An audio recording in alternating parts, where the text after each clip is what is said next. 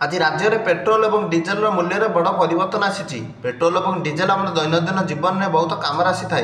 तेणु सबुदिन पेट्रोल और डीजेल सठिक मूल्य केते रही जाणी रखाटा गोटे भल कथा अटे। तेज आज पेट्रोल और डीजेल सठिक मूल्य केते रही आसतु ये वीडियो माध्यम जाना।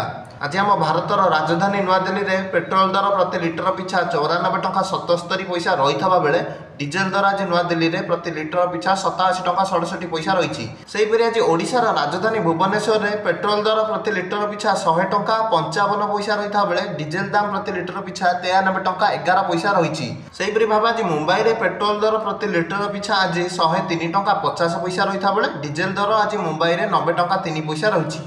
सेहीपरि आज चेन्नई में पेट्रोल दर प्रति लिटर पिछा 100 टंका 80 पैसा रही बेले डीजेल दाम आज 92 टंका 39 पैसा रही। सेहीपरि भाव कलिकता में पेट्रोल दर प्रति लिटर पिछा 105 टंका 41 पैसा रही बेले डीजेल दाम प्रति लिटर पिछा 92 टंका 2 पैसा रही। यहाँ आज पेट्रोल और डीजेल सठिक रेट। ये भिडियोटी जब आपको टिके भल लगा भिडियोटी को लाइक और चैनल को सब्सक्राइब कर दिखाँ।